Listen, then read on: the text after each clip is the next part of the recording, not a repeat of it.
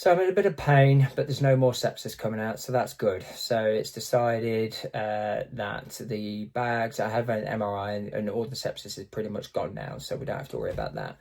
So I've got a sepsis bag connected to one side, I've got my stoma bag connected to the other side, but at least I can get rid of one of these bloody bags now.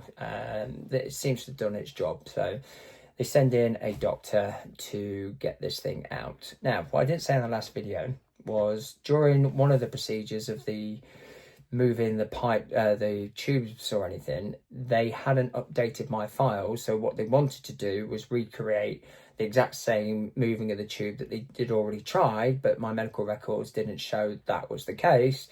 And I had to physically stop him from doing anything because he wanted to play around with it right there and then and send me down for the exact same operation where I said you'd already done that. We haven't, Mr. Anderson, that's not your medical files. Oh, how reliant is that when I was told I didn't have cancer that time? I said, look, I'm not trying to be difficult, but I'm not letting you touch anything until you double check my files because I know you've already done this operation. Turns out I was right, they had done it, so which is why they went with a bigger tube this time. And which is why she also stitched it all in so it stayed in place. Imagine my surprise when this guy turns up again. The same guy that said I hadn't had the operation. He's now the geezer that's turned up to take this pipe out, this tube out.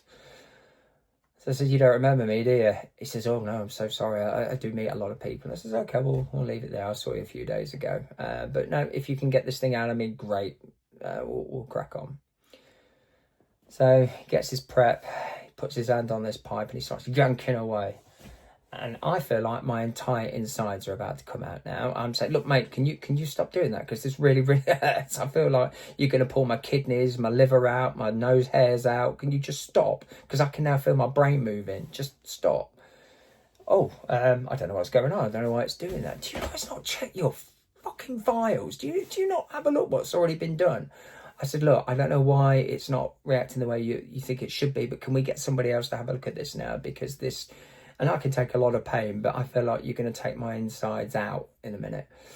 So he goes and gets his chief surgeon or whatever the hell that guy is. It takes him about 3 seconds to diagnose what's happened. He says, oh yeah, the tube's been tied up inside. That's why you can't get anything out. It's all tied up inside. Hold on, take this bit, cut this, and he'll be able to get it straight out. Please check your files. Please have a look what's already been done. Don't put people under unnecessary pain that you don't need to. I get it, you're tired. Yes, they're long working hours. That's not my fault. I didn't do that to you. I don't control your rota. But please get things sorted and don't start ripping at wires until you've checked that you're actually doing the right thing, because I've got a temper and I'm already in pain and I really don't want to be taken out on NHS stuff because you guys don't deserve that. But at least check the files first. So anyway, that comes out. I've now lost one of my bags. Great, I've only got the stoma bag left. A couple of days goes by to make sure everything's okay. And then I get discharged and sent home. No. I'm back to hospital in less than 4 hours after being discharged. And I'll go through that in this next video.